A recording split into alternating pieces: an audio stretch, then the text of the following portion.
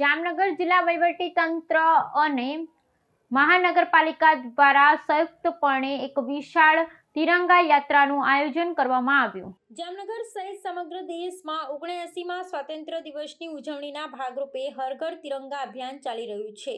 જામનગર જિલ્લા વહીવટીતંત્ર અને મહાનગરપાલિકા દ્વારા સંયુક્તપણે વિશાળ તિરંગા યાત્રાનું આયોજન કરવામાં આવ્યું હતું। આ યાત્રામાં 5000થી વધુ જામનગરવાસીઓએ ભાગ લીધો હતો। હર ઘર તિરંગા હર ઘર સ્વચ્છતા स्वतंत्रता का उत्सव स्वच्छता के संग थीम हेठળ યોજાયેલી આ યાત્રા રણમળ તળાવના ગેટ નંબર 1 થી શરૂ થઈ હતી। યાત્રામાં પોલીસ અશ્વદળ, પોલીસ બેન્ડ, આર્મી, એરફોર્સ અને નેવીના જવાનો જોડાયા હતા। શિક્ષણ વિભાગના વિદ્યાર્થીઓ અને શિક્ષકોએ પણ ભાગ લીધો હતો।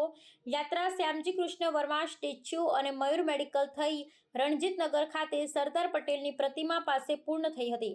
અહીં મહાનુભાવોએ સરદાર પટેલની પ્રતિમાને પુષ્પાંજલિ અર્પણ કરી હતી। સ્વચ્છતા હી સેવા કાર્યક્રમ અંતર્ગત સફાઈ અભિયાન પણ હાથ ધરવામાં આવ્યું હતું। યાત્રા દરમિયાન મણિયારો રાસ અને પ્રાચીન અર્વાચીન ગરબા જેવી સાંસ્કૃતિક કૃતિઓનું આયોજન કરવામાં આવ્યું હતું।